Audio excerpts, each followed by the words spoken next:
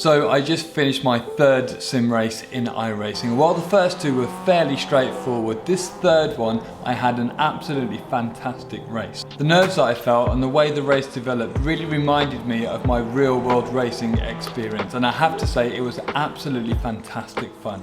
I'm Scott Mansell. I've been racing for over 20 years now professionally, and I've been coaching for 15. With this Driver 61 sim racing channel, I want to take you on my journey into sim racing and explain how I learn all the processes and eventually and hopefully get fast in sim racing. So I was thinking that I got a good start because I was catching the guy in the lead, and then the yellow car here came around the outside of me.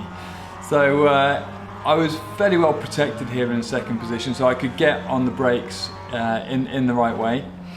And just to add a little bit of background to this race, I probably spent 10 laps trying to learn this circuit, and I'll run you through what I learned about the Laguna Seca circuit and this new tyre model that a lot of people are talking about. I have to say it's pretty realistic in terms of how the grip ramps up. So you can see there that the guy who was in the lead just made a mistake going through the third turn and ran wide, and now he's actually gone off. So I was sat here thinking, oh, it's my lucky day, this guy's, I've got away and I've gapped the rest of the field, I just need to keep it tidy. However, I had only qualified in second position. I did need a little bit more time, and around Laguna Seca here, compared with Lime Rock, where it's the only other circuit that I've used for racing in iRacing, if you make a mistake, it's a bit more costly, there's a bit more risk because you probably will go off. You know, the part off the circuit is a lot more slippery than Lime Rock, and yeah, it's just that you won't be able to get back on. So I'm still trying to build my safety rating, and you know, I want to be nice and consistent and not make any mistakes and treat it as I would treat the real world. That's what's important to me about this. Now, I absolutely loved this race. The other races, as I mentioned, were fairly straightforward. I managed to gap the field and just sit there and kind of cruise to the win. Whereas now, this white car behind me was quicker than me in qualifying by, I think, half a second or perhaps even more. Now, I thought that I would continue to learn in the race, and I did continue to learn in the race. But this guy I definitely wasn't walking away from him. And as you'll see, he begins to catch me up, and this is what I love about real world racing, and what I'm experiencing in this race in the sim world is that pressure, that accuracy and the consistency that is required there to extract the absolute most from the car. And that's what I find is the joy of racing, is getting the most out of the car and having a good race.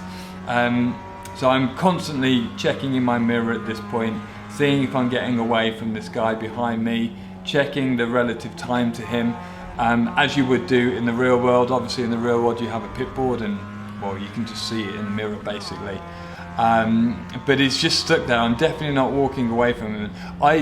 This guy was quicker than me, but he was a little bit more ragged. He was making a few more mistakes. So to be quicker than me, he'd catch me up, and then make a mistake and lose half a second. And this is a strategy that we can use sometimes in the real world. The style of your driving can influence how much risk you need to take. So you can change your racing line somewhat to minimize the chances of making a mistake. And when I say making a mistake, I mean running wide by a few meters or missing an apex. I don't mean going off and smashing into the wall.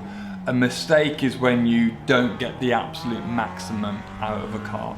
So this guy was quick, but he drove in a way that was pretty ragged, and it meant that he had a high likeliness of actually making a mistake and losing half a second. And when you're racing against someone who's pretty consistent and quick, to find half a second on them is very difficult. So actually you're better off not making a mistake.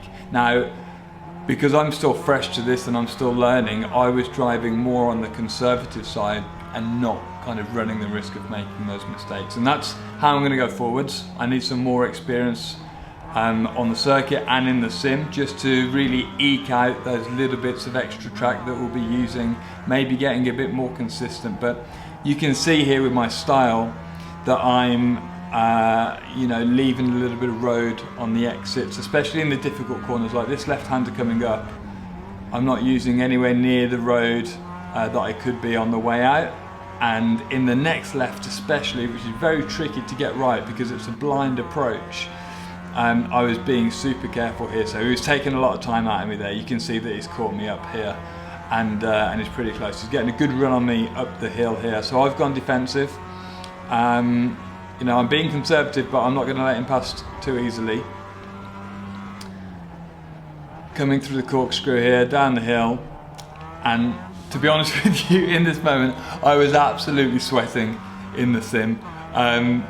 Just the pure brain energy that it was taking to drive in this way, and being pressured for the first time in sim racing. It was taking everything that I needed, and as I mentioned in a previous video, I believe that it takes more focus and concentration in the sim than it does in the real world, and I think it's because you're not feeling all the G-forces and the bumps and everything in the track.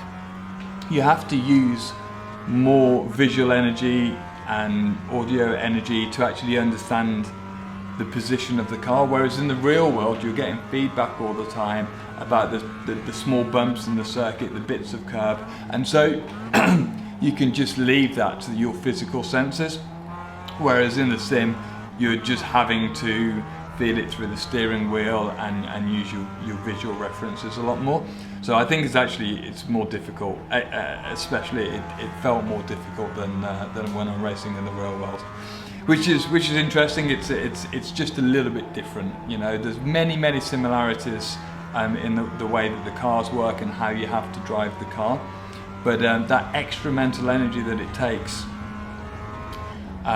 is going to take some time for me to adapt to. You can see the white car behind him was a little bit lungy, so I'm thinking when I'm driving here that he's a little bit ragged, he's running wide every now and then, he looked like he was about to do a bit of a dive bomb on me, so I need to be a bit careful because I do want to make sure that I finish this race. So I'm just focused on keeping everything as consistent as I possibly can. Look, he's getting pretty close to me now. And this is what it's like in the real world when you're racing. If you're racing at the front of almost any grid, the top 3, 4, 5 will be split by less than 2 or 3 tenths, especially if you're in a one-make series. And so you've just got to sit there and wait and be patient, and you can't just go and drive away from somebody. You can't just try harder to carry more speed. And most of the time when I'm coaching as well, with a less experienced driver, when they do try to just force the speed out of the car, they will inevitably go quite a lot slow because they're just trying to push the car through brute force, rather than thinking about the balance of the car, rather than thinking about what's limiting them from going faster, and subtly adapting their technique, the way they're braking and turning the car into the corner to generate their speed. As soon as you find out or find yourself thinking, oh, I need to push harder, I need to brake later, I need to do this harder, harsher, it drops the grip out of the car, and actually you'll find yourself losing time, and you run the risk of actually putting the car onto the dirt and spinning out. So you're increasing that risk. You can see now that the white car's really close to me. There were certain sectors where he was quicker than me. He was a bit quicker than me in the previous corner, and here especially he was quicker than me because he was taking more risks. Maybe he knows the circuit a bit better. But there you go, as to point out my example there, he's run wide now and he's probably cost himself half a second there. So is it worth it? Well, yes, he's got to take those risks to try and catch me up, but not if it means spinning off. Obviously he kept it on the track there, but yeah, it's this funny cat and mouse back and forwards that's really interesting with racing. So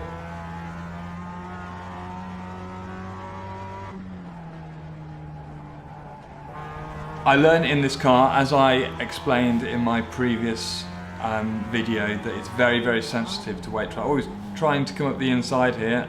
That was a bit of a lunge. I give him space on the apex, trust that he's going to get the car slowed down, and again he's cost himself a little bit of time. So my advice to this driver would be, and I don't know how experienced he is or who he is, but going for those lunge moves can work out if it's the last lap or coming into the last few laps.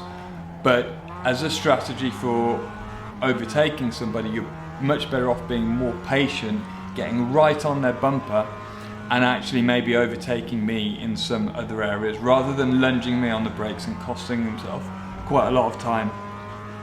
What he would have been better off doing is waiting until he gets to the quick left-hander before we go up the hill, and knowing that he's quicker coming through there than me. He's seen that for the last 3 laps, and being patient right on my bumper before we go into there and then coming past me. So again, he's trying to go around the outside. That's not going to work. I'm just going to drive across the front of him there because he's gone in too hot. So he's on my bumper here at this point. If he gets clean through this next left-hander, he should actually have a good run on me. And there you go. So he just drove into the back of me. I think this was the last lap. Just drove into the back of me, and so that's another thing that he should have kind of remembered from the previous laps, was that I wasn't as quick as him into there. I wasn't going in anywhere near as quickly.